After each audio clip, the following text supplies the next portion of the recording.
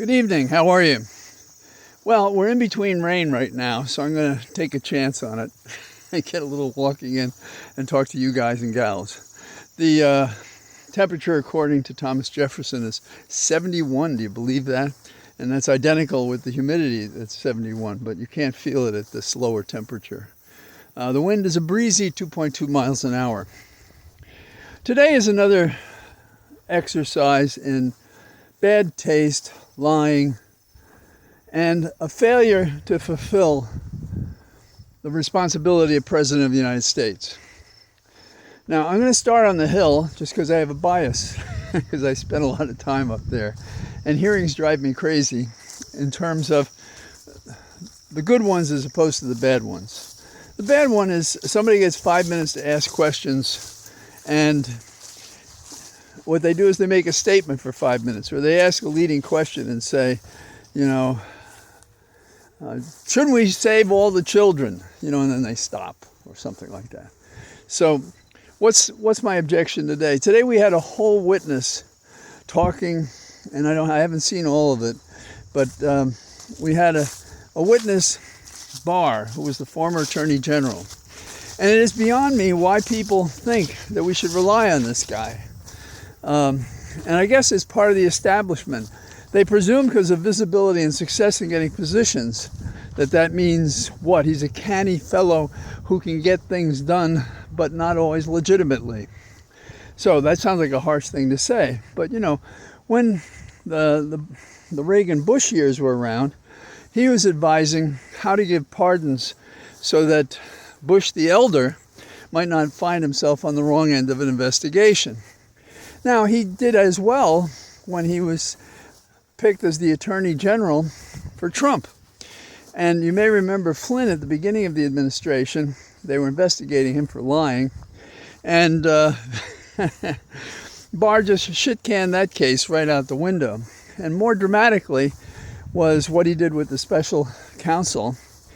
And you may or may not have seen myself going through his revised statement of what the investigation had found, in his opinion, namely nothing, as compared to what the report actually said.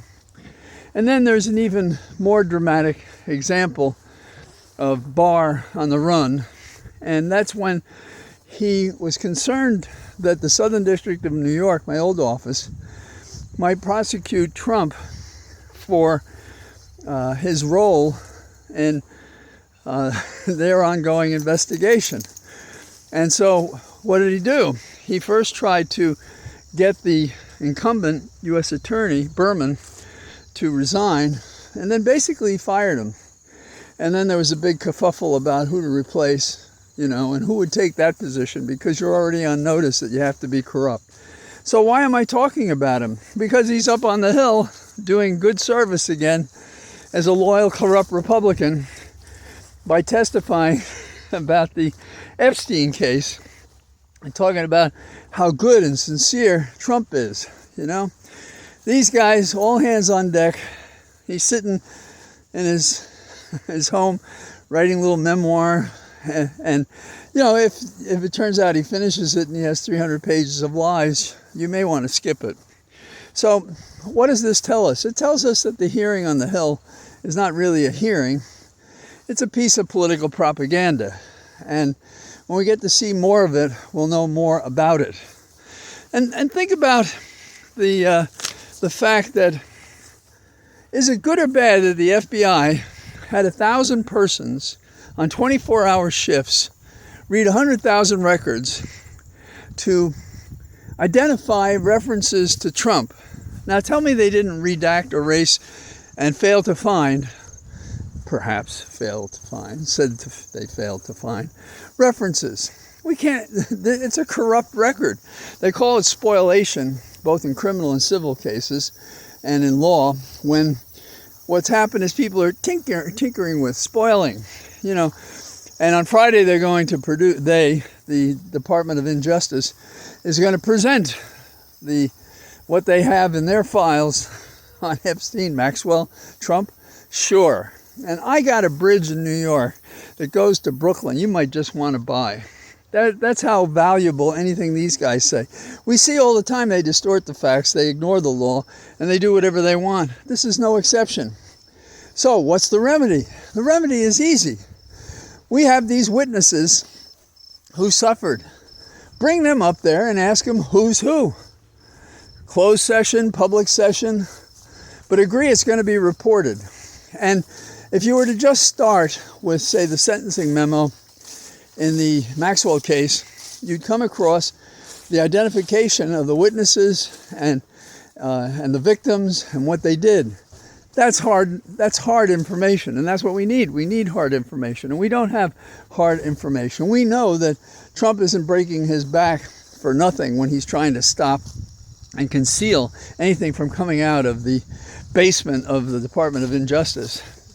And he's done everything to direct our attention to other things, and he hopes this does it. But we'll see. And, they talk about who they call, big names. Well, what are they going to do with the big names? They're going to put them in a seat. They're going to ask them questions, and it's all to embarrass them. And their idea of questions is not really questions. It's speechifying. We give a speech. I insult you for 5 minutes. I say, I don't want you to interrupt my time. Well, what if you had a real hearing and you had the people who were the victims? And, to give it some relevance to the legislative function of our Congress, our House, and our Senate, how about some legislation about revealing the Johns, particularly those who do kids? And this is I don't know why this is beyond the imagination. I once had a member of Congress come up to me and ask me about a bill. And I was a special counsel on the Hill, and I very much enjoyed discussing the legislation with them and what's good and what's bad. And the Congressional Research Service had enormous services that would explain what's going on with legislation. So I had one member of Congress come and said, John, have we passed this? There's never been a law like this. And I said, that's true of all our laws if we do it right. Because what's the point of passing a bill we already have? So every bill you pass is new. We have sufficient law now, but we don't have a sufficient will to chase these people. And this spectacle on the Hill, I hope and expect it'll be overshadowed by Democrats that I hope come better prepared to the meeting. And secondly, that we can expect to see, starting Labor Day, those who are victims of the machine, the sex machine, the sex trafficking, the sexual abuse of youngsters, that is the calling card of Epstein, Maxwell. And you've seen Trump with these gals. What did he do? What did he do? I think the possibilities are he's afraid what will come out is what he did. He's afraid that will come out that he perhaps blew the whistle on Epstein and doesn't want people to know that. Maybe he has an affectional sexual preference that we don't know about. There are a whole bunch of things, because his mind is a trap for evil and fear and self-aggrandizement. So there's a whole variety of possibilities. Now, continuing with the character or lack of same of Trump, today we have those from Europe come to the White House to talk about Ukraine. And Trump, he's a showman, but a bad one, because he's always transparent. You know what he's doing, you know what he's failing to do. And what he's failing to do is to stand by the Ukraine, which is really an extension of standing by our role in NATO against Russia, who has always been in some form or other, commercial to military, an opponent. And we're on notice that, like Hitler and other dictators, we know what Putin thinks about how the world should run. And he sees the Soviets reinvigorated and existing again, and marching through Ukraine is believed on the continent to be just an example of what he'll do. And so, how can anybody agree to give the land that Putin invaded to him. It'd be rewarding a war crime, frankly. And we seem to be comfortable with that.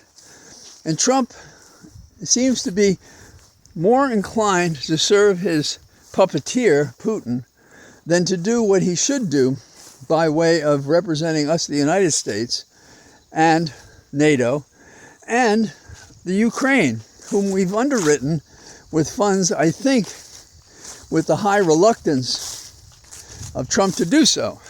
And someday we'll find out what Putin has on Trump. But for the moment, this is bad policy. And I think the best example of how Trump is a worthless individual who is not deserving of loyalty or compliment or promise is during the meeting today with the representatives of NATO and of Europe and Zelensky. He interrupts the meeting in which they had no resolution as yet, and he spends 40 minutes on the phone during the discussion alone with Putin. He spends 45 minutes and has them sit in another room waiting. The man is a bore. The man is a bad man. The man is evil. And it's up to us to give him the heave-ho and kick his ass out of office. So those are a few of my observations today. Perhaps tomorrow the weather will be warmer and sunnier, and I'll talk to you then. And for now, goodbye from the Cathedral of Trees. All the best. Bye-bye.